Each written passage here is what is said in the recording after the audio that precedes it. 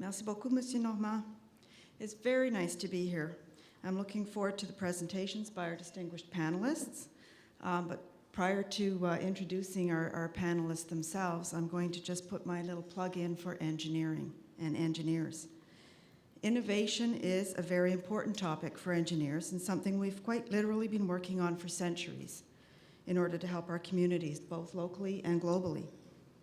It's innovative by its very nature, with examples ranging from advanced engineering throughout ancient civilizations to today's cutting-edge research using things like nanotechnology in everyday applications.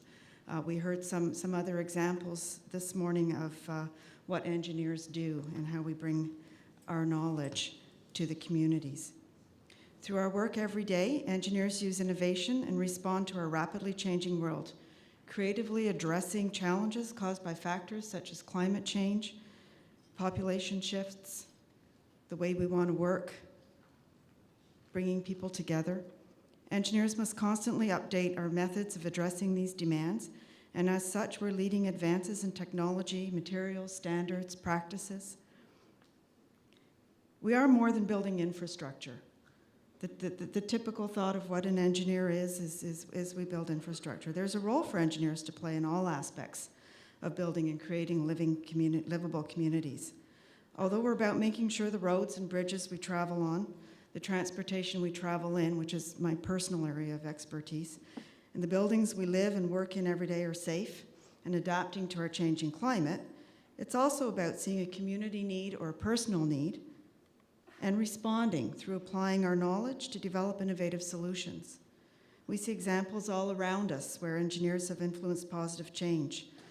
Advances, for example, in systems for composting waste, energy use, development of systems for telemedicine, innovations in CAT scan and MRI machines. The list goes on. We're involved in a lot of areas and a lot of levels. Beginning at the undergraduate level, engineering encourages teamwork, supports sustainability, and endorses good corporate citizenship. Building stronger communities through innovation is a multidisciplinary endeavor and requires teamwork at all levels. Engineers want to be involved at all levels. Today's panel guests will discuss some of the ways in which they contribute to innovative and vibrant communities through their respective disciplines. We heard a little bit about the companies, but let me introduce the actual individuals, and may I ask you to stick your hand up when I mention your name, please, because you're not sitting in the right order here. So first, our moderator, Dr. Chad Gadfield. Thank you. Dr. Gadfield is one of Canada's most foremost historians, and he's been president of the Social Sciences and Humanities Research Council of Canada since 2006. Before that, he was at the University of Ottawa, where he held a university research chair and was the founding director of the Institute of Canadian Studies. And our panel members, Dr. Kevin Smith, thank you, is president and CEO of St. Joseph's Healthcare in Hamilton and St. Joseph's Life Care Centre in Brantford, and he's CEO of St. Mary's General Hospital in Kitchener, all members of the St. Joseph's Health System. Also, though, he's associate professor in the Department of Medicine at McMaster University. He currently co-leads Ontario's expert panel on emergency departments and alternate level of care initiative, and serves on various provincial and national bodies, along with various private and philanthropic boards. Dr. Smith is also the chair of the Centre for Inquiry's Board of Directors, and I think his day must be 30 hours long to get all that done. Mr. Fred Morley is Executive Vice President and Chief Economist of the Greater Halifax Partnership, an organization focused on retaining and expanding existing business and bringing new investment to Halifax. A former professor at St. Mary's University, Mr. Morley has also served as Senior Economic Advisor to the Government of Nova Scotia, Senior Policy Analyst at the Atlantic Provinces Economic Council, and as Senior Manager at Nova Scotia Business Inc.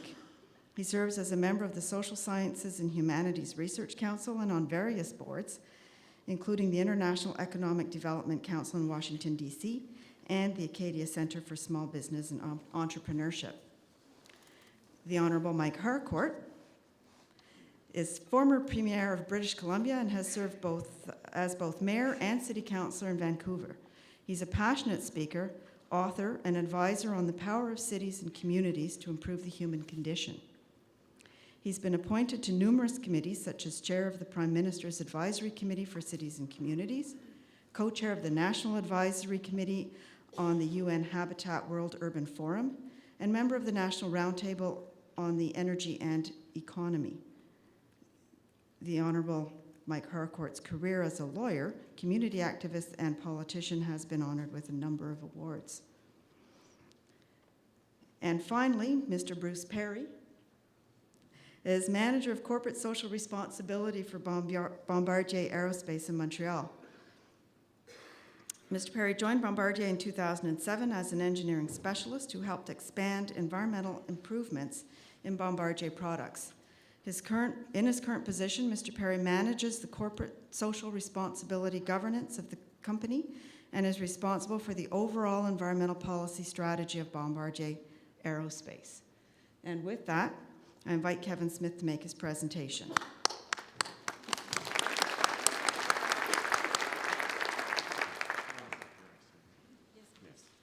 Merci beaucoup. Bonjour, mesdames et messieurs.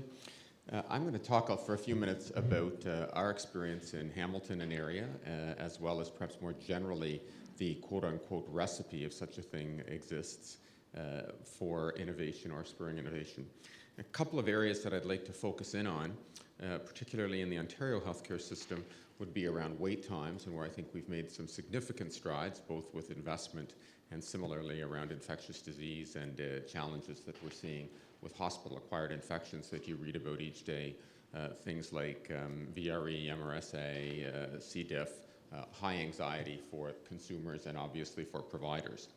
So looking back, if I look at the collective that we enjoy in Hamilton of university leadership, hospital leadership, city leadership, philanthropic leadership, and the opportunity to bring those together, I would suggest our success, if we've had any, has been driven in a number of initiatives. One has been an extremely compelling and well-defined vision. So in Hamilton, the motto has become the best place to raise a child.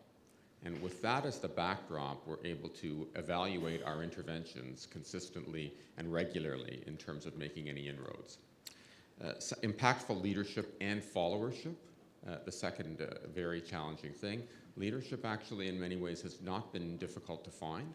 Followership, particularly in the academic health science centers, is occasionally challenging.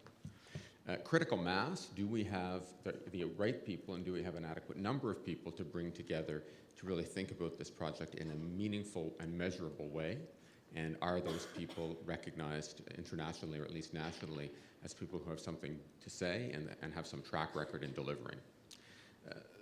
Infrastructure, I don't think I could overestimate, and I confess I'm a bit biased here as the chair of the Canada Foundation for Innovation, but the remarkable investment of governments over the last number of years, in excess, for CFI as an example, of $6 billion, really has made the ability to offer cutting-edge infrastructure quite remarkable.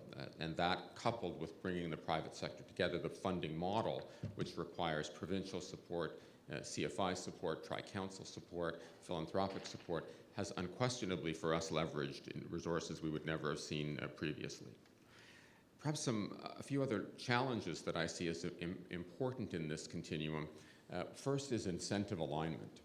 And in healthcare and medicine, one of the challenges we face is that the fee schedule for physicians and the infrastructure funds for hospitals or community health centers or other initiatives are completely separate in every province of the country. So we have a negotiated settlement on this side with docs, and we have institutional funding on that side. And interestingly, those two things don't often align. A fee-for-service world and a global budget world are sometimes challenges. However, in the incentive alignment piece, I think it's easy for me to simply say, well, we could deal with all that if we had a better negotiated OMA schedule.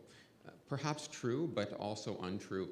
Have we actually taken the resources we have stewardship over and done a good job of aligning those with the vision and being accountable in terms of demonstrating we did or we didn't do something to help this community become the best place to raise a child? For us, and I think particularly in the wait time strategy, what was remarkably important was posted performance. And for many of us, we'd never actually seen our individual or collective performance against those of others. And what we can put names on them or give you a unique identifier. If the group is of moderate size, it doesn't take long for you to figure out who's where. And if you have someone who's out on the fringe, and there may be very, very good reasons. I'll give you an example where I looked recently at an initiative where we had an orthopedic surgeon who took a lot longer than other orthopedic surgeons. And they were pushing back some of his colleagues and saying, well, he's taking more time and that means I can't do as many cases. When we went back and actually looked at it, he was doing all of the redos, all of the hips that had been done 10 or 12 years ago that needed to be redone.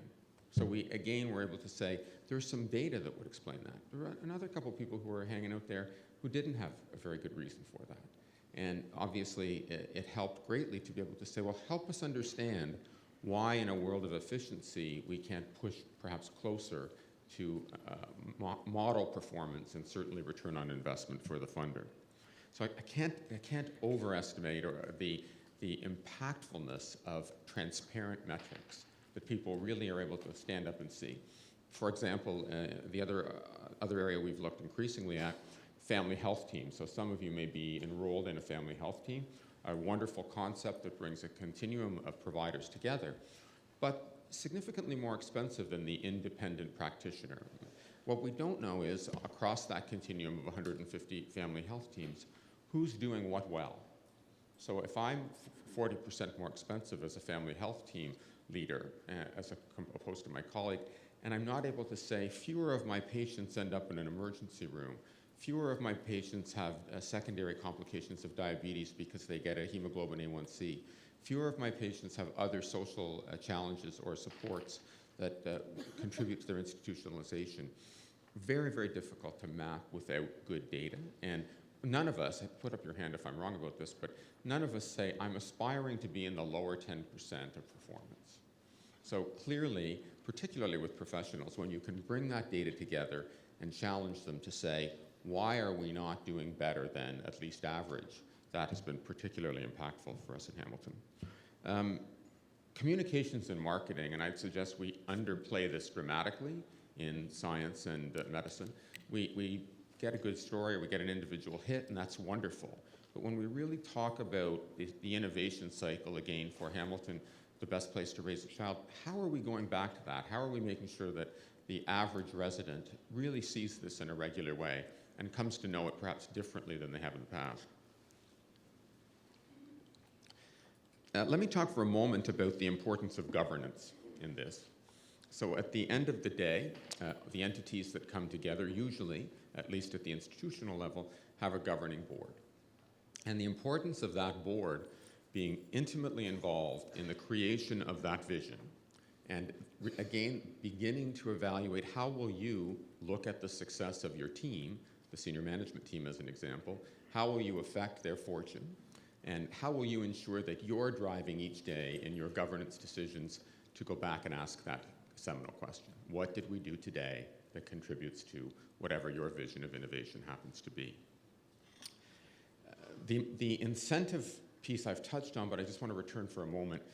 We have the system we incent, would be my view in each of the sectors represented in the room today. And if we're going to change those incentives or change those outcomes, we need a much more robust discussion, I'd suggest, on do we have good alignment? Now, be that in the big picture of the vision at a tax-based level, or be that at the micro issue of a compensation system that rewards people for contributing to that very clearly stated goal and objective with very clear and defined measurables where possible. Example, many opportunities to define and measure issues that contribute to population health. No single measure that would say, we're there, we've absolutely got it, and those measurement criteria will change. But again, I would challenge all of you in the room today to look at the resources you have control over and ask yourself, are you able to ensure that they're aligned for the vision that you actually believe you're trying to work towards? One of the things I unfortunately hear where I live, and I'm a bit ashamed of it of late, and that is healthcare and education are the two largest employers in our community. And I'm worried about that because in my view, we need a much stronger tax base in order to have a strong social service system. So the importance of the private sector being central to this discussion on innovation and the translation of that innovation into durable goods and services that create economic wealth which then feeds a tax base that allows a social system to occur, tremendously important. So too often we've seen those worlds of solitude, commerce, and scholarship divorced. I think the people on the panel today will talk about that tremendously robustly. But for us, I think that's an important distinction, and the alignment, again, of resources at the tax level to attract those kind of innovators, to attract those kinds of corporations that you'll hear from in a few moments. I think maybe I'll close on what's the goal, and in Ontario healthcare and Canada's healthcare system. At the moment, I think it's best quality for best price. And to give engineers their due, and my father's an engineer, so I can honestly say I suffered through that as well. The real pleasure, I think, of the last few years in healthcare has been bringing together people who didn't always spark off one another. So the economic downturn resulted in a challenge in the auto manufacturing industry. In the backyard of one of our facilities lies Toyota. Opportunity to talk with Toyota quite serendipitously. Toyota CEO uses healthcare system that we manage and comes back and says, I want to tell you what you did well, and I want to tell you what you didn't do well at all. An engineer, of course. And he pointed out remarkable opportunities where engineering science will help us much more than biomedical science. So the last piece is the plug for that tri-council bridge that really does recognize that very few of the questions we're asking fit neatly into one of the tri-council boxes or the CFI box, but increasingly it's that overlap that will allow us to spur innovation. Thank you.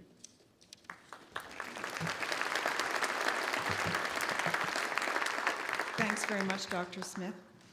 We'll talk later. We're just going to run through all four of the speakers and then do the questions and answers after. So next up, Fred Morley.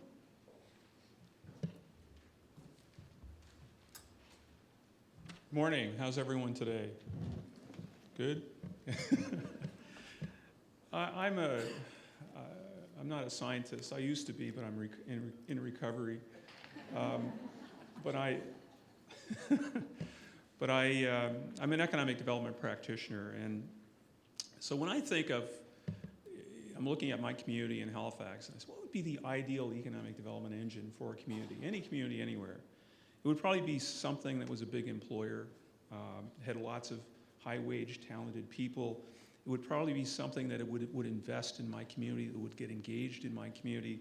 It would be something that would attract and do research that was useful in my community. It would be maybe a major exporter, and it would be a talent magnet. It would be something that would bring young people to my community and something that would bring international talent to my community. Of course, what I'm describing is universities. And so these organizations play an incredibly important role in the development of communities everywhere. But indeed in Nova Scotia, $1.4 billion in GDP, $1 billion in income every year, $750 million in exports in Nova Scotia. But of course, we want more than this from universities.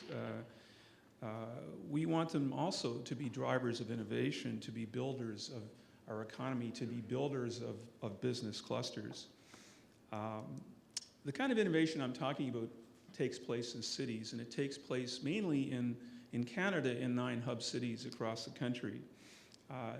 Places where there are clusters of industry, where there's lots of interaction between universities, between research and business, where the resources needed for clustering and innovation reside. This kind of innovation requires money, it requires talent, it requires, of course, research, it requires the kind of infrastructure, lots of infrastructure from assisting organizations to airports, to international airports, and did I mention money? It still requires that. So I want to look at a couple of cities that I'm familiar with. I'm going to look at my own at Halifax, and I'm going to look at San Diego, that I have some colleagues that work there, and I'm going to give you a little information on what I think drives innovation and innovation-based growth in these places. When I look back at San Diego 25 years ago, it actually looks a lot like Halifax. It was a defense-based city, defense and aerospace. It had some financial services going on, tourism, all these kinds of things. And It was actually in decline. Unlike Halifax, this place was in decline. But it had a number of assets going for it. It had the Scripps Institute of Oceanography, it had University of California, San Diego, it had the Salk Institute. That was an incredible base to build on. Now when you take a snapshot 25 years later of San Diego, there are 75 research institutes, 5 alone in the last couple of years. So things are really happening in that community. And the innovation-based growth, you know, a lot of it, as I say, began in these research institutes. The University of California, San Diego, professor from that university, Irwin Jacobs, founded the first real high-tech company based on IT wireless solutions, these kinds of things. Today there are 3,000 companies like this in San Diego, building from that base. If I look at Halifax, I see a similar kind of situation. I see a similar research base. I see the Bedford Institute of Oceanography with 700 scientists and engineers and technicians. I see the Institute for Marine Bioscience at NRC, which is probably the most versatile marine research institute anywhere. I see Defense Research Atlantic, Dalhousie University, other universities with capabilities, and a big concentration of ocean research in particular in that area. And like San Diego, some companies that have emerged from that, emerged from the research that's taking place in these places. The Ocean Tracking Network, some of you may be familiar with that. It's a $175 million system to track the movement of things that swim in the ocean across the world. And what this investment has done, what this partnership has done, is also create investment and opportunities in the business community of Halifax, generate business for companies like Amerex and Vemco and Satlantic, the folks that produce the receivers and the transmitters that allow all this to happen and ship these things all over the world. So we've seen these kinds of, similar kinds of things happening. We see new opportunities as well. There's a new Canada Excellence Research Chair in Oceans. And they're going to be working with business to find innovative ways to look at climate change, and we expect to see similar innovations coming into that. The ocean sector in Halifax is pretty big. It's a $5 billion industry, so it's pretty big, but until recently it's been notable because of all the silos that existed in it. It started to change, things have started to happen, but there's been it's been a long haul. We haven't taken full advantage of the research base and the capabilities that we've had there. So the big question that comes to my mind anyway, is that yeah, you've got some research base, you've got some universities, but what turns universities and research from a contributor to growth to an engine for community transformation? What is the secret sauce? The 7 secret herbs and spices that go into transforming a growth engine into a transformative vehicle for a community. So I'd like to give you a couple of ideas there. One, of course, and we've heard some of this already, are the innovation systems that exist in a community that support the transfer of research, the innovation in communities. Clearly talented people have to be able to collaborate, they have to be able to interact formally and informally, and the informal contact is I think often more important than the formal interaction. Geographic proximity is pretty important. It's why a lot of this clustering, a lot of this economic activity takes place in cities. Geographic proximity, the connection of this research to business is incredibly important. So cities and their regions, vital in this process. Fostering collaboration, though, also requires time, requires some patience, it requires that money thing. It also requires successes along the way and probably a few failures as well. And it requires facilitators, like in San Diego's case, an organization called Connect San Diego. In Halifax's case, more recently, the Marine Institute, Halifax Marine Institute, that are both facilitating the transfer of knowledge to the business community, facilitating that kind of innovation.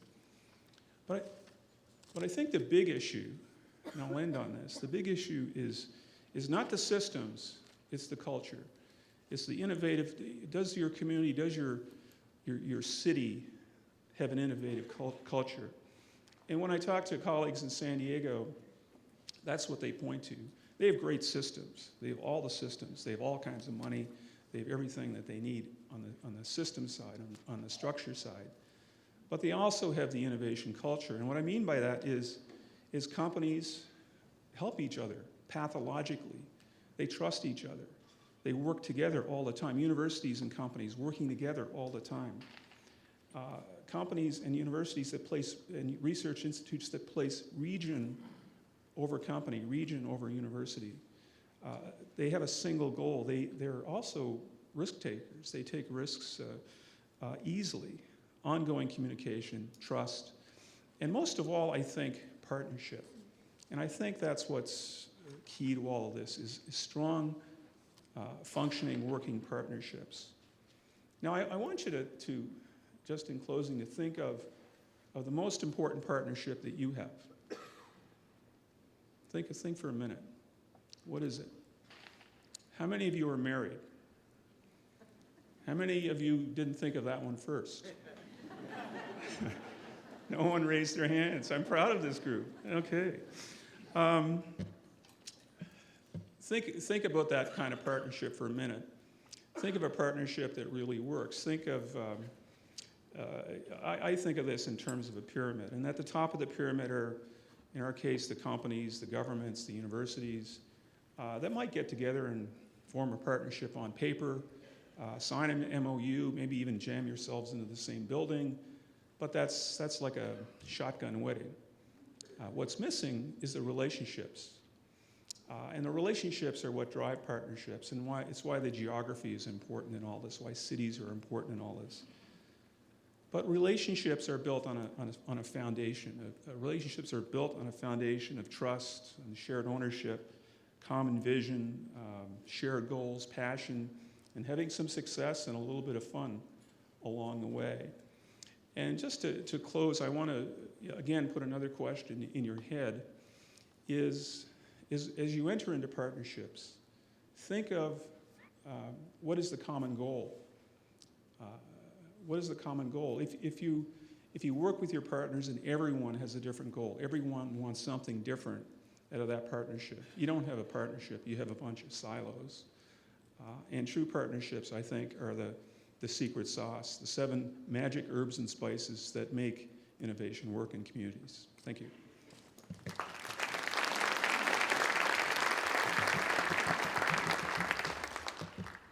I thought of my husband first.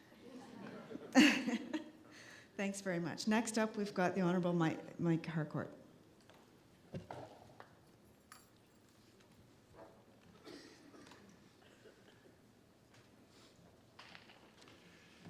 Thank you, Marie, and I am delighted to be back in Ottawa from the wet coast from Vancouver, and I've got some good news and bad news for you today. The good news is it's sunny out. Isn't it a fabulous day? Crisp, clear air. The bad news is the Canucks lost 5-1 last night to Chicago. But we whipped them 6-2, so it was just getting revenge. But that's too bad in any event. I am delighted to be here at the 3rd CFI conference on science policy. And I'm particularly delighted to be here for the theme that I've been asked to address, which is building stronger communities through innovation. You've heard 2 aspects of that. One, how important healthcare and universities' post-secondary education is to driving innovation and being part of the community. You're going to hear from Bombardier, and if you get to Vancouver, you'll see their superb innovation and technology, the ALRT, Rapid Transit Automated System. I won't talk about the Canada Line, though, which is another competitor, which will whip you from our airport to downtown in 24 minutes. But there's all aspects of innovation and sustainability. I'm going to talk about the big one, though. That's the 800-pound gorilla we usually don't think about, and that's cities themselves. As sources of innovation, and policies about cities. And I'm going to give you 3 30-minute presentations in 10 minutes. One, so I'm going to talk very quickly. One is a presentation that I put together for Prime Minister Chrétien when he was hosting the APEC conference, and the leaders wanted to look at sustainable cities. So I started looking at sustainable cities, and I went, whoa, look at the growth of cities internationally and in Canada. The second one flows from a project that Giselle Yasmin, who's with SHIRK, was a colleague of mine at UBC, we put together called Cities Plus. Lloyd Axworthy and I co-chaired it, and we put a 100-year plan together for Vancouver that won the 2003 International Gas Union's grand prize for the best long-term urban sustainability strategy in the world. And from that has flowed a whole series of innovative, collaborative connections for cities all over the world. Third is a project that I chair nationally called QUEST, Quality Urban Energy Systems of Tomorrow. Check out the website, questcanada.org, where we're integrating community energy solutions into sustainable city strategies. And I think the challenge that we face as a country in terms of our cities, the infrastructure backlog, the replacement, and I chair the Canadian Electricity Association's sustainability panel, Sustainable Electricity Advisory Panel, the replacement of aging freight movement, those 3 alone are going to require probably $600+ billion of investment.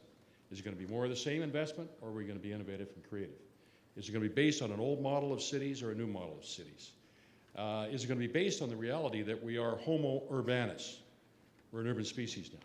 So let me quickly go through the first 30-minute presentation in 2 minutes. Welcome to the urban century. We have a growth in population. I can show you the charts, but we don't have the time. From about 1 billion people it took to 1830 for the first billion people to come on the planet, 2 billion by 1930, 6 billion by 2000. You read reports that we just became 7 billion. Well, guess what? We're going to be 8.5 billion by 2025, 2030. Now, that growth is happening in cities. More than half of the world's population now live in cities for the first time. That will soon be 2/3 of us will live in cities. In developing countries, cities like Mumbai, Mexico City, Cairo, Lagos, huge, huge sprawling cities, 1 billion people living in slums, soon 2 billion in illegal slums. So we are Homo urbanus. We have an urban tsunami happening, and it hasn't been focused on enough. And I think, though, that huge challenge of making cities sustainable is an area of opportunity for creativity and its practical application called innovation, of bringing in a holistic strategy, which is what we did with the Sustainable Cities strategy for Vancouver that now is happening across Canada, around the world, cities from Durban, South Africa, to San Diego, who are cooperating with Tijuana as looking at forgetting the border and just looking at this huge urban megalopolis. The reality is that Canada is urban-based. When we became a country under the BNA Act in 1867, 20% of us lived in cities. It's now 80%. Actually, I think it's 95% who live in either the inner city. How many people live in the inner city area of your city? How many live in the suburbs? Now, how many live in what I call the rhuburbs? The rural areas that think you're rural, but you really are part of a city, you know, for your employment, your education, your healthcare, your professional services, et cetera. 95% of us live in 120 big, medium-sized cities. And that's what's happening in the rest of the world. We are adding the equivalent of 2 Chinas. Think about that. 2 Chinas to developing country cities between 2001 and 2025. So the amount of change that we're going to have to do, the integration we're going to have to do, what Fred mentioned in terms of a prosperous economy, how we're going to have a healthy environment where you can breathe the air without dying of pollution or getting asthma, drink the water, eat the food from soil that isn't contaminated, protect biodiversity, how we can have social justice, social inclusion of the disabled, people who are homeless, new immigrants, the single women with kids, how we can deal with poverty and include people who are excluded now, and how we can create a culture that's rich in creativity and innovation are issues that we grappled with in a report that I prepared for Prime Minister Martin, handed in to Prime Minister Harper, called the Prime Minister's External Advisory Committee on Cities and Communities. I will get you an electronic version of the report, because basically we said Canada is an urban-based country now. We have to go to a double devolution of jurisdiction and resources, because cities can't finance themselves off the property tax alone anymore. And we have to create sustainable city strategies based on the 4 dimensions I just outlined of sustainability. The real issue is, are we going to have a good or a bad urban model? Now, a bad urban model is Detroit. How many of you have been to Detroit? You know what I mean? The mayor there, Dave Bing, I'm an old basketball player. He was an all-pro basketball player who became a multimillionaire steel magnate who became mayor after their old mayor got thrown in jail for corruption. He's just done, 2 minutes? Okay. He just became mayor, and he's decided to mothball a third to half the city, because they've gone from 1.8 million people to 700,000. That's what happens if you have an old-style, dead downtown, sprawl burbs, instead of re-energizing your inner city as we've done in Vancouver, and reinvent the whole idea of suburbia. So that's the second issue. Are you going to have a bad urban model that we've had for 60 years in most cities in North America, or a good urban model based on sustainability principles? The third issue is, where's the role of energy in all this? Because it was left out of the equation until we formed up Quest and said, no, we've got to include Quest in the infrastructure that drives the city's sustainability. Land use, buildings, transportation, sewer, water, waste management. In an integrated way, we have to look at rethinking the whole idea of energy. So if you look at questcanada.org, you'll see our vision is to have have the community builders and mission to create every city having an integrated community energy strategy, as Guelph is doing, as Vancouver is doing, as a number of other places are doing. Get back to my point. $123 billion infrastructure deficit for our cities. And you got to add on top of that, Montreal and Toronto falling apart. That'll take a lot more than that to bring it up to speed. $300 billion of generating, distributing, transmitting infrastructure that our utilities have to replace the next 20 years. Look at the Champlain Bridge, the movement of freight, the gridlock on the Gardiner Expressway, the need for a new bridge from Windsor to Detroit, the Patella Bridge in Vancouver that has reached the end of its life. Think of the tens, if not hundreds of billions of dollars just to move freight. If you add all that up, think of the opportunity for innovation. To go to green buildings, to go to mixed use, higher density buildings, close to transportation. Rethink the whole idea of energy being local, distributive, renewable. Think about water where you don't waste water. You use it for landscaping. You do it in a different way so you don't trickle it down into storm sewers. And think about zero waste. No such thing as a garbage dump, where it's all looked on as an asset to be recycled. So there's a whole series of things we need to have, innovation and creativity. There's lots of work. I am part of 7 startup companies dealing with fusion energy, voltage harmonizers, lithium batteries, internet sites to engage citizens around local issues. I think this is a golden age of innovation. Are you ready for it? Thank you.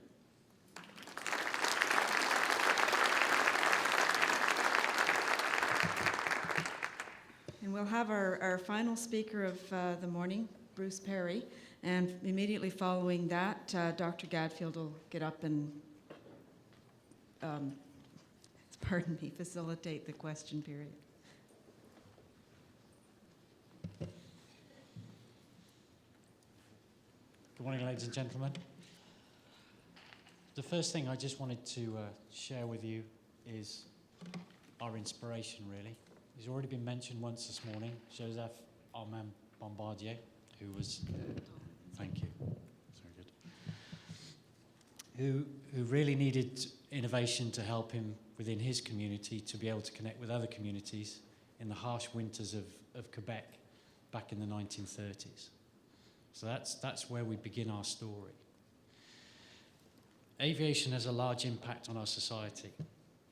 This sector contributes 3.5 trillion to the world economy, 8% of the world's GDP each year. 2.3 billion passengers were carried by air last year, and 33 million people are employed worldwide by aviation and related industries. In Canada, aerospace revenue represented $23.6 billion in 2008, with 400 plus companies in all areas of the country, 80,000 jobs. Aerospace represented Canada's leading advanced technology export, and 80% of Canada's aerospace products are sold in the export market. Bombardier entered the aerospace market 25 years ago when it bought Canadair in Montreal. In a single generation, Bombardier Aerospace has launched 28 commercial and business aircraft programs. This pace of producing more than one new program a year for 25 years just shows how innovative Bombardier is.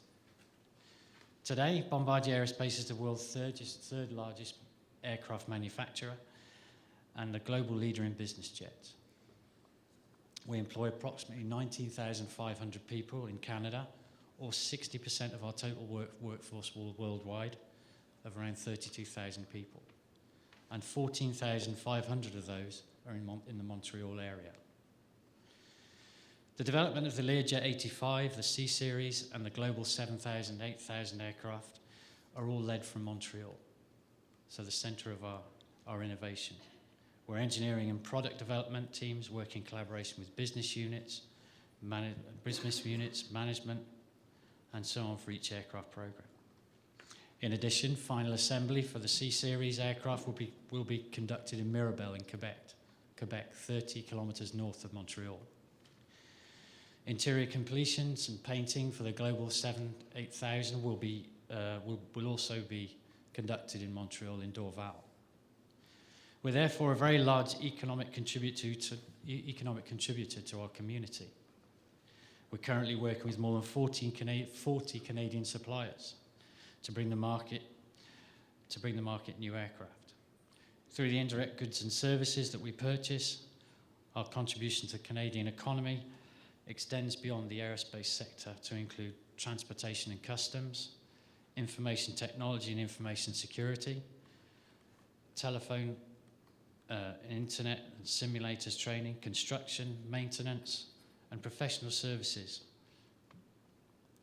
One of the things we do in terms of innovation is our collaboration with universities. Bombardier Aerospace has university collaboration programs that address all levels of expertise. We contribute to aerospace engineering education by sending our engineers to give courses back to the universities that they started at. We participated in the creation of a bachelor degree in aerospace engineering at École Polytechnique in Montreal by making sure that the program addressed Bombardier Aerospace's needs, specializing in structures, systems, and virtual environment while covering the basic engineering disciplines with emphasis on aircraft, conceptual design, aerodynamics, performance, stability, and control. We collaborate with universities to develop talent that will support our future human resource needs. We want to maintain an outside innovation reservoir to feed our R&D projects and leverage our own R&D programs in the future. This continuous contact with universities, formal and informal, contributes to maintaining a spirit of innovation among Bombardier's people. It brings an external view on our work, out-of-the-box ideas that will trigger innovation among our engineers. To foster awareness research, we currently support 4 NSERC university chairs and about to launch a 5th one. Those chairs are at McGill, the University of Sherbrooke, École Polytechnique in Montreal, and we have an endowed chair in aerospace engineering at the University of Toronto. The upcoming 5th chair will be in composites manufacturing technology. And coming back to Joseph Armand Bombardier, he funds these chairs from his foundation that he created many, many years ago as part of his community input. Technology development, we have multiple collaborative research and development projects that involve contracts between industry and professors. Each project lasts typically 3 or 4 years and trains an average of 5 graduate students. This type of collaboration works well to build and maintain critical research mass in university labs, in addition to other types of funded research. Montreal Aerospace Institute stage. Every year we offer summer internships, 400 hours, around 4 months, to several dozen students from the Montreal Aerospace Institutes at Concordia, ETS, Laval, McGill, École Polytechnique, and University de Sherbrooke. We offer also similar internship to Ryerson University students in Toronto. These internships enable departments to foster ties with students and universities, so that line of communication is opened up. The programs are very, very successful, and departments often extend once or twice the student's internship so that the student gets to benefit further with increased hours.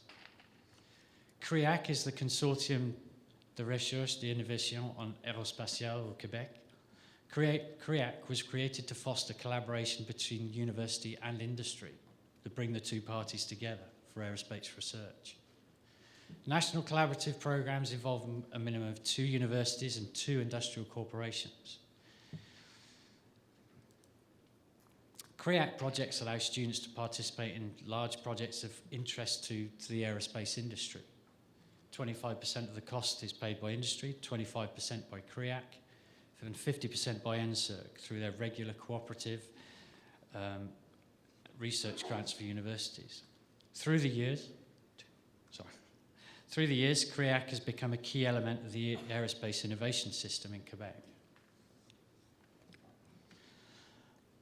Not only do we contribute to our communities through jobs, collaborations with universities and other organisations to stimulate innovation, there's also another side to the community involvement. Our corporate social responsibility programme also encourages our employees to give back. As an example for you this morning, in association with the Red Cross and their Ready When the Time Comes programme, we recruited over 800 employees into the programme and had them trained so that they were ready for any major disaster that may happen in the area. This was originally a pilot project, but it's now formed part of our volunteering policy going forward in the next few years. Because of this programme, 188 employees from both Bombardier Aerospace and Bombardier Inc. were able to be readied, and we're ready to work within the Saint-Jean-sur-Richelieu area earlier this spring that suffered from massive flooding. 1,925 hours were donated through Bombardier Aerospace and the Ready When the Time Comes programme to ensure that people who were displaced or had lost property and so on and so forth were looked after in the appropriate way in the immediate hours following the flooding. So Bombardier has achieved a position of leader in regional and business aviation through sustained technology development and product innovation. University relations are essential to this to support our internal needs for skilled personnel and technical knowledge, and building a talent base for the future. And our community involvement includes giving back, giving our employees the opportunity to contribute to their communities in times of need, as well as contributing to the innovation of the product that we produce. Thank you very much.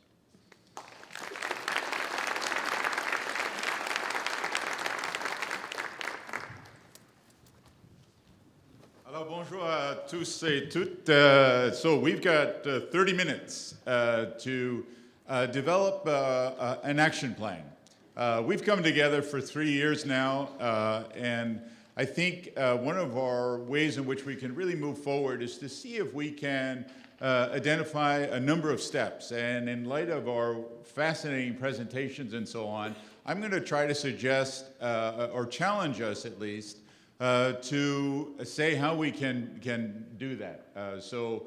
Dans 3 minutes, à la limite, je vais lancer la discussion, mais it's up to you now. So please get your contributions ready. Deux mots de remerciement. I'm so pleased to be here. The organizer have invited us to participate again, and thank you so much.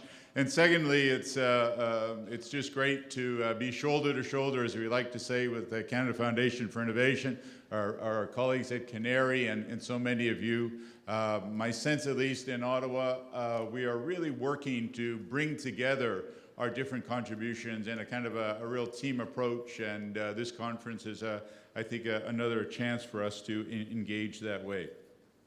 Bon. My sense is that this discussion today has really focused on some fundamental changes in terms of the early 21st century about how we think about enhancing quality of life, building successful societies, successful communities. And I think what our speakers have emphasized for us this morning is the extent to which the way in which we're thinking about this challenge is very different today. One have been a constant emphasis is that it's about people. It's in fact keeping people in the middle of our thinking is really at the heart of this in terms of quality of life, whether it's health, whether it's the kind of engagement across sectors that have been emphasized. This is important because, you know, for a few centuries, we've put the emphasis on individuals. You think about how much we've structured in our societies around individuals. You know, in terms of how we've thought about schools, how we've thought about so many aspects of our lives, there's been a real process of individualization. But now we know, in fact, that people are social.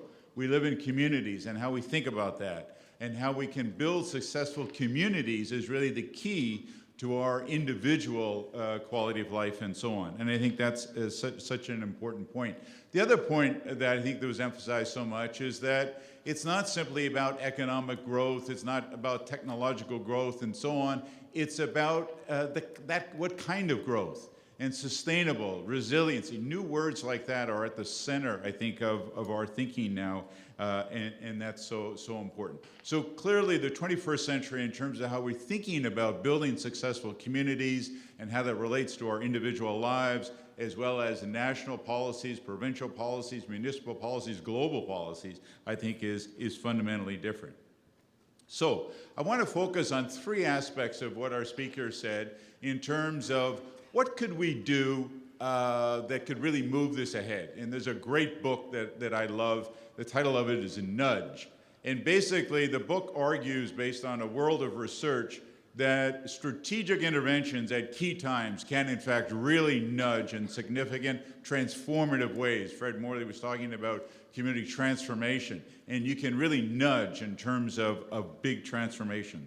So there are 3 aspects that I think our speakers emphasized, and I just want to problematize them slightly. First one that was alluded to a number of times is this question of leadership, of governance, of how can we really move this forward. I'm wondering about what does that mean in terms of our conceptualization of communities in the digital world. The word community now has increasingly come to be associated not just with physical kind of geopolitical boundaries, but also in the virtual world. And so much now of our identification and our self-identification in terms of collectivities is virtual. So what does it mean in the digital age to think about community, to think about place? And how does that alter or make us think about innovation in different ways? And particularly in terms of leadership in a wiki world, in a decentered world, in a world in which empowerment is thought about differently. You know, Bombardier now is working in a marketplace that we talk about as customer-driven. Kevin was talking about the world of health that's patient-oriented. We talk about schools in terms of student-oriented and so on. It's a very different world to think about governance, stewardship, leadership And what does that mean in terms of building successful communities and innovating them in terms of what Fred was talking about, that culture of innovation? Well, what does that mean as leaders? What do we do in that wiki-decentered world? And what does that mean for successful communities? The second aspect of this, I think, a little bit is this notion of clusters and so on, and the notion of community in terms of universities, of campuses, of the private sector, the public sector, different parts of different institutions across a community. What does that mean in terms of our thinking about that? I know David Wolf's in the audience. He's done a lot of research in terms of that sense of cluster. And what does that mean in terms of the kind of geopolitical, jurisdictional boundaries that we've been building for quite a while? And what are some of the implications for that in terms of building successful communities? The one I want to end on is this question of metrics, and Kevin actually emphasized this a lot at the start. What do we count? How do we think about that? I mean, we've been talking about evidence-based policy for so long now. We've been talking about data for so long now and so on. But what kinds of evidence, what kinds of data, how do we capture that? How do we get that into the discussion in robust ways?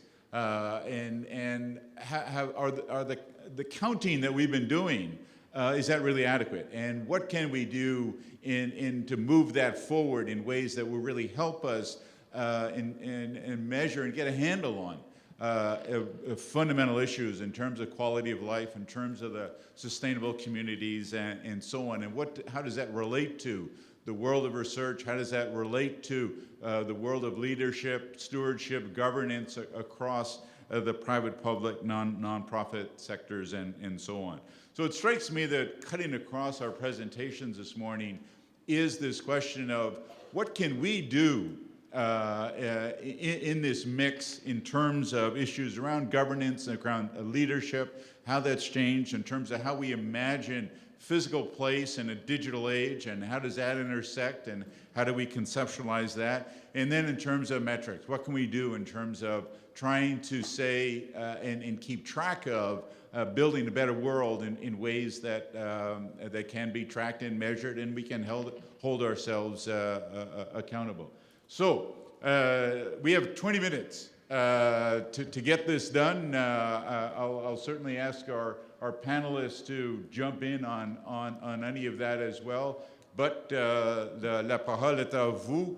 Il y a les microphones bien situés un peu partout. So who wants to break the ice? This is not a shy group. We can get there. Yes, please. And just jump up to any of the microphones. I'll try to keep a track of who gets where first. Number 3 is the winner. Allez-y. I agree with you. Maybe we need some kind of a matrix to find out if we are progressing in the right direction and what type of incentive will make a difference in the long run. Then maybe satisfaction would be a good criteria. If people are satisfied, then they will contribute to build these better cities and environment. And what is satisfaction for human beings is probably it's a result from the effort that people will do. Things are, it could be actions, exercise, whatever. Then we need an education so people will recognize that to attain satisfaction, they need to work at something. They need to exert some effort and deliver something in the society. So they contribute to that good environment where they would like to live. So you change a society, then you end up with a better integrated type of cities, and civilization per se will be affected. And the matrix should be around satisfaction. It's not a question of dollars, number of buildings, number of cars. It's a question of how much it is satisfying to live there with the others. Great, thank you very much. Why don't we encourage some people to put into this, and then we can kind of round this up a bit and get some reaction from our panel. David Phipps. There we go. In January, Michael Porter wrote in the Harvard Business Review about creating shared value. how companies can move corporate social responsibility from a marginal exercise and into the center of the company as a business driver. And then in May, the Stanford Social Innovation Review brought together some Fortune 500 companies in the States to talk about how they're committing to creating shared value. So my question is to the panel, but also especially to our Bombardier colleague, how are you seeing the evolution of creating shared value benefiting your company and also benefiting communities? Great, thank you so much. I think number 4 and then number 2. Thank you. I think a lot has been said about universities and trying to incorporate business and universities together and get them to collaborate. But I know a number of companies that have had somewhat negative experience with working with universities in terms of research or whatever.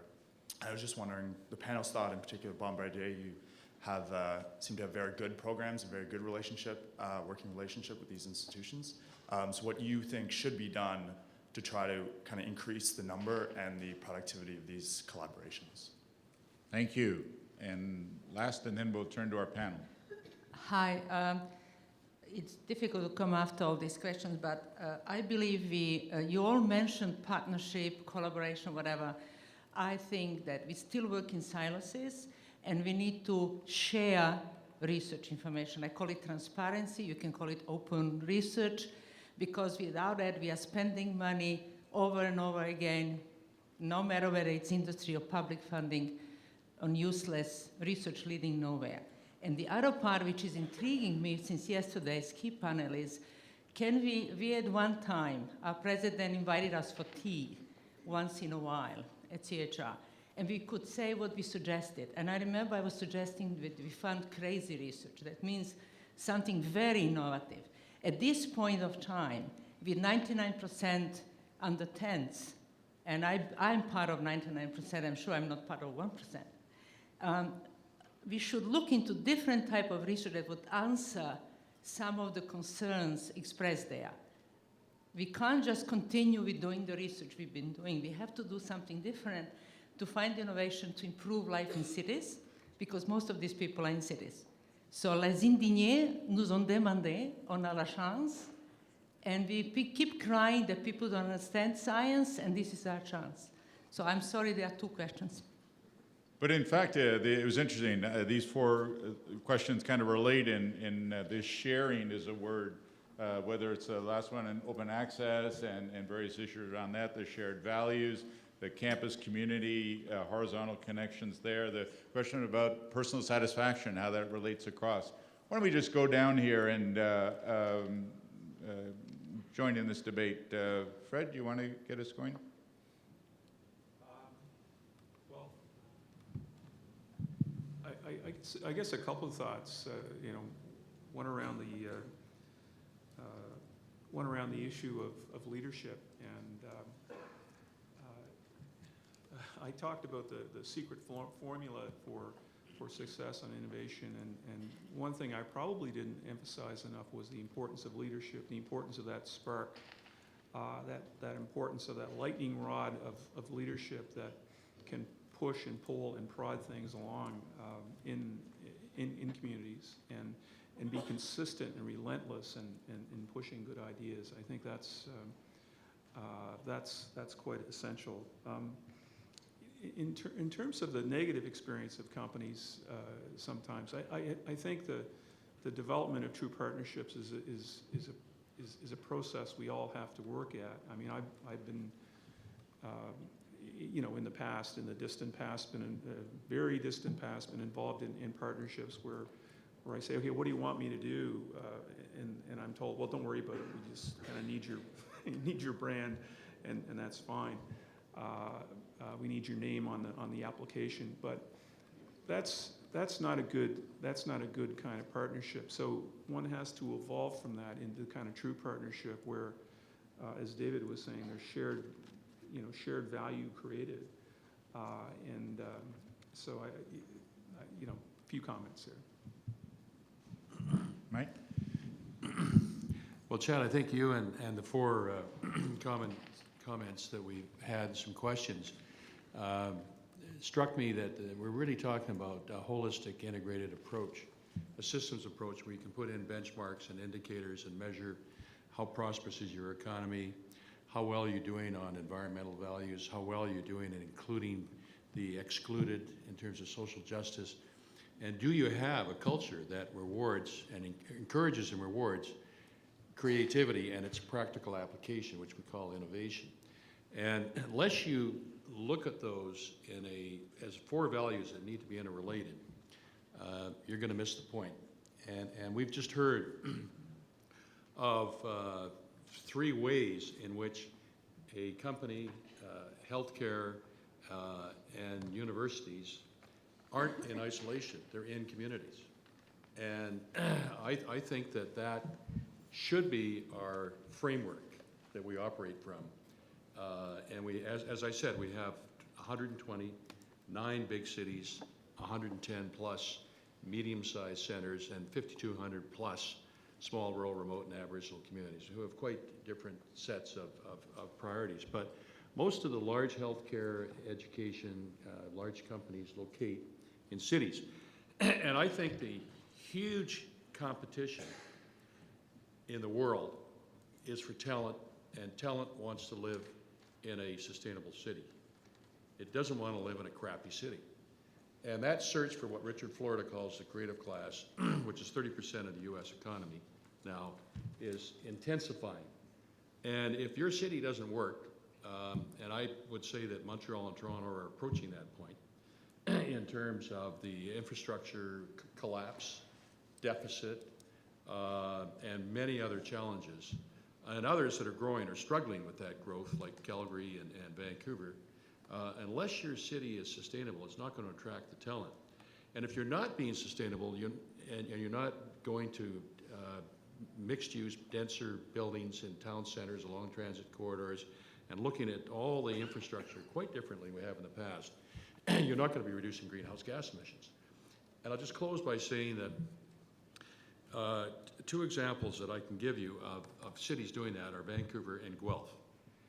And Vancouver has adopted a Greenest City Action Plan that David Suzuki and I and 20 others put together to make, the modest goal of our mayor is to make Vancouver the greenest city in the world by 2020. And we've identified 10 goals and metrics to measure those goals around the economy, around waste, around air, water, urban agriculture. We have reduced our greenhouse gas emissions from 22 tons per capita, which is the North American average in cities, to 4.6 in the last 30 years by not building a freeway, stopping a freeway, and that whole idea of cities, re-energizing our inner city and reinventing suburbia like we're doing in our suburbs now.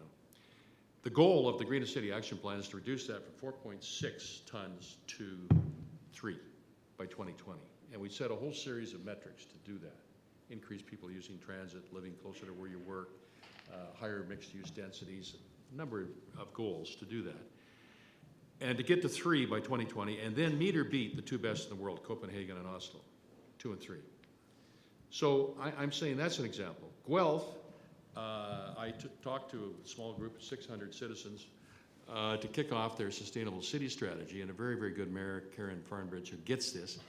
They have a sustainable city strategy in place, and they probably have the most advanced community energy plan, where they have detailed how they're going to reduce their greenhouse gas emissions 60% in the next 20 years by doing what I've just talked about. So what you do is you get a virtuous circle of a high quality of life for 95% of us to live in cities by being sustainable. You become competitive for the talent that wants to live in an attractive place with good health care and universities and employment opportunities. And you reduce greenhouse gas emissions. And I think that should be the center of thinking of our national government, provinces, municipalities, and the people in this room. That's great. Kevin? Thank you. Great questions. First of all, I think some of the challenges within them and that the Premier has just mentioned, it comes back to who speaks for the community. And while we may have democratic choice and democratically elected endeavors, you only speak for me until I disagree with you, and then you don't speak for me anymore. And that becomes, in my view, the challenge. So the first questioner's comment around satisfaction, I think is tremendously important. I'm involved in a project right now in Niagara where a group of hospitals have had hard times. Some of you have seen this at the BDA, sadly. And in the outcome of that, a very logical, rational, economically and clinically minded group of people came together and said, let's change the services at a number of hospitals, and at the smallest ones, let's have quite different services. And that all made tremendous logical sense until an election hit the floor, and then 2 out of the 3 party leaders said, I'm going to reopen the emergency rooms in these very small sites. And the logic of satisfaction versus the emotion of satisfaction, very, very challenging. So I'm really attracted to, and I agree with the concept that we need to hear both from the worker category and the consumer category what does satisfaction look like. But I think then the other ingredient we haven't talked about much is the political bravery component of it.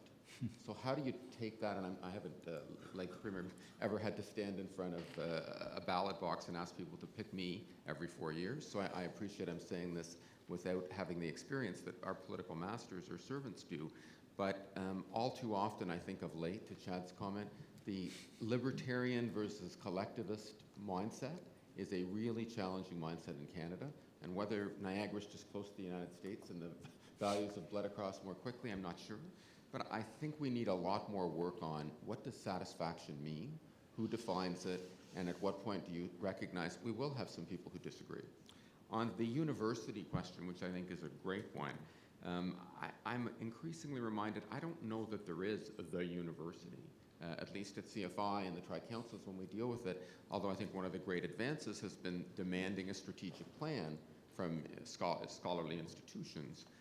Most individual applicants to the Tri-Councils or CFI really say, well, it's about my research. I had an intellectual question, I had it peer-reviewed, I had a great score from my peer-reviewed colleagues, and Chad funded it, and it's high-quality peer-reviewed research of unquestionable value. So the universities, I suspect, has to also come back together and say, what levers do we have? How do we focus our agenda? And recognizing that each faculty member does exert a degree of academic freedom. I would say what might be missing, once again, is that alignment of rewards piece. So I don't know. I've sat on a number of tenure and promotion discussions. I've never actually heard somebody say, well, let's evaluate their innovation component towards tenure. And if those are things that we value, I'm sorry I'm a broken record on this one, we have the system we incent. If we want a different outcome, we need to look at some different incentives. The last comment for me would be the bridges that I think Chad has identified very nicely. And maybe just an example of the Tri-Councils and CFI where I think things have worked very, very well. And in my tenure, at least with the CFI board, one of the most useful endeavors has been when Chad and his colleagues at the Tri-Council leadership and myself and Gilles Patry could actually come together and recognize that you can't talk about research funding or supporting innovation in the absence of infrastructure and vice versa. If we could expand that, and I think we should and must, to think about who are some of the other partners who need to be at such a table. Canary's here today. Is that an environment where we could push that a little further? But the shared vision component and what do you do with the disagreeable, I think is something we're going to have a lot more discussion on. So perhaps, and I'll just finish on agreeing with Mike, the issue of culture and reward clearly is something that at a governance level we need to think much more about and hold management and governors accountable to. Did you deliver what we thought you would? And if not, was the alternative a good outcome? Great, thank you very much. Bruce? Thanks, Kevin. Yes, it's with corporate social responsibility for us as central to the community means all sorts of things. You know, with it, you know, our products drive innovation.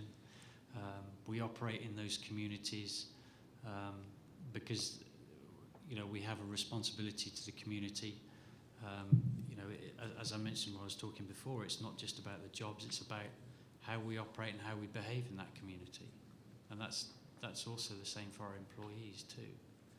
You know, we have, you know, the value of CSR to us is really about being a responsible citizen. You know, whether that be us, our product, our employees, our supply chain. and so on and so forth. If I give you an example from a supply chain perspective, the innovation chain also goes down the supply chain route. We have a couple of schemes in Montreal that we're trialing. One's called the MAC project, where we've taken 3 small to medium-sized enterprises who are key suppliers to us, and we have a project with them, which means that we'll support them, we'll train them, in understanding, what the shared value between us and them is. Okay, and these projects encourage SMEs to be more forthcoming. The drawback with SMEs and so on is that they don't have the capacity that the larger organisations have to drive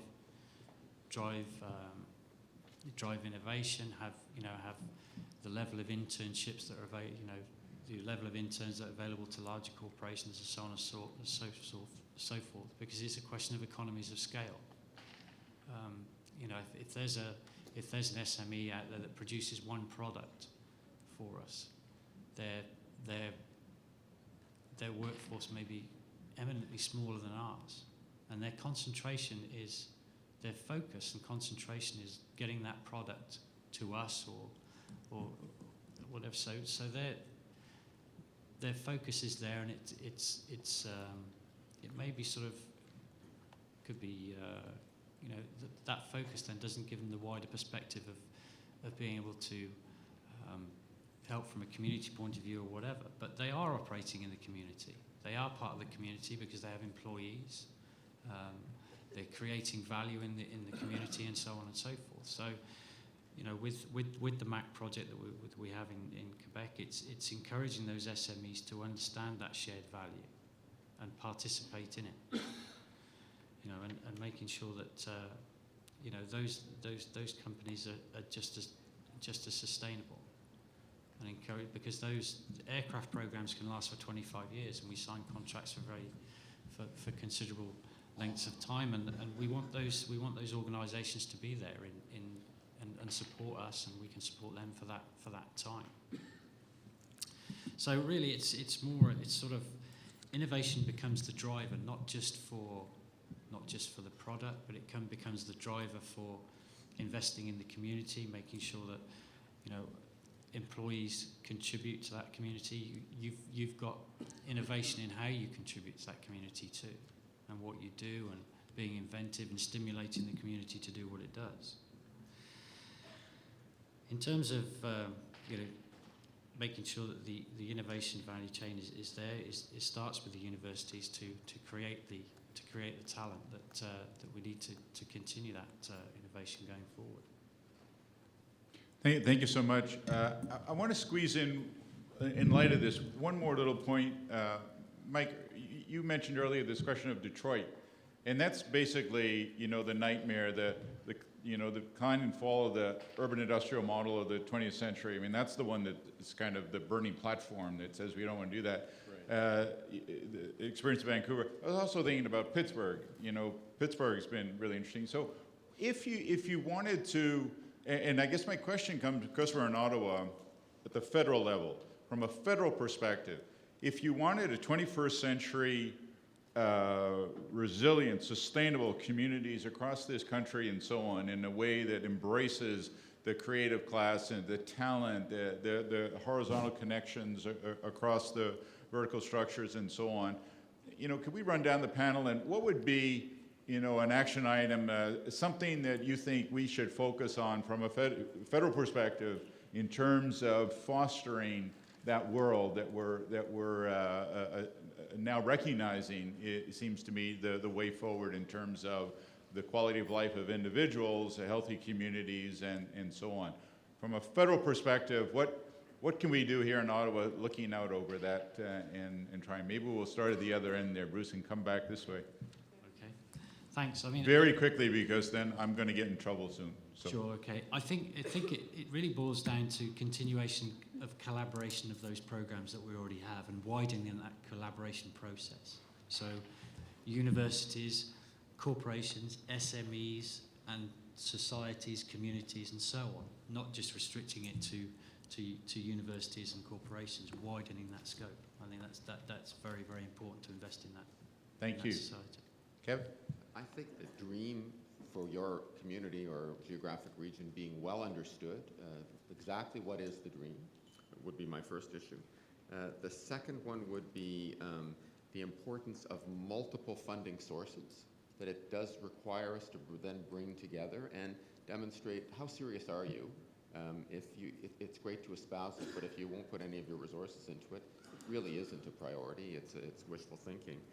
And last, an area that I think the federal government could help tremendously on, and that is helping philanthropists better understand what we're trying to achieve and how we go there. And I can just look in our community, the number of very large gifts, some over $100 million, very, very large gifts, which focus narrowly on what perhaps whoever advocated to the donor was interested in, as opposed to saying, could we bring this together in a broader view, and could the federal government help philanthropists understand what those dreams are and what role they could play in it? Fascinating. Mike? Very quickly, two things come to mind, Chad. One, I would use the 120 big, medium-sized cities as the focal point, and then encourage the federal government to invest another $4 billion on top of the $4 billion they've now put in with the gas tax, with infrastructure funding, to about $8 billion a year, and then have the provinces match that, and cities have new sources of revenue from carbon taxes, congestion charging, and other areas like that, on the basis that they're going to prepare and carry out and execute with proper benchmarks and indicators a sustainable city strategy over the next decade. So that would be the first.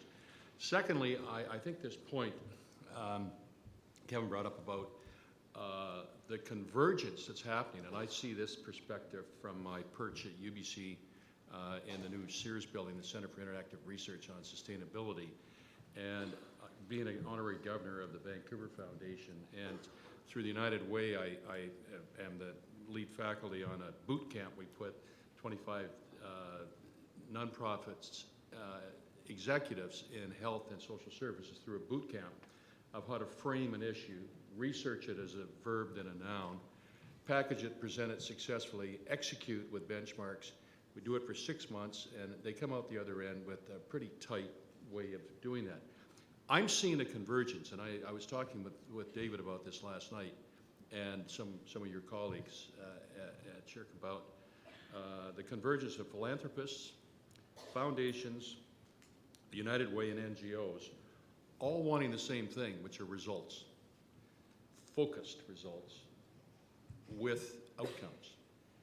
And there's literally billions of dollars that's available through that sector, plus the research dollars, plus tax dollars, that I think needs a clear focal point. And I think that clear focal point is where we live. Fabulous. Right? And I tend to agree with Mike. I tend to agree with Mike on this. Getting cities right is very important to the potential for innovation in those cities. They need to be places that attract and hold talented people, and if they're the wrong sorts of places, if they don't have the level of investment that's needed, you can't do that. You can't move forward. Second point, I guess, is around keeping doing what we're doing. I mean, getting the structures right, improving the structures, doing what we're doing now is very important, and not taking our foot from the accelerator on that side. But I also think we have to look at the cultural side of things as well, and push the envelope there where we can, or encourage the federal government to do that. And I know as a member of CHIRC Council, CHIRC Council was very engaged, very proud of the program review process and the partnership grants program that has come along, and very encouraged by the potential that has. So more stuff like that would be good. Well, thank you so much. I think it's, I have to bring this to a close. I want to thank Marie Carter. Are you going to thank us all, or are you getting thanks? Okay, well, thank you. Bye.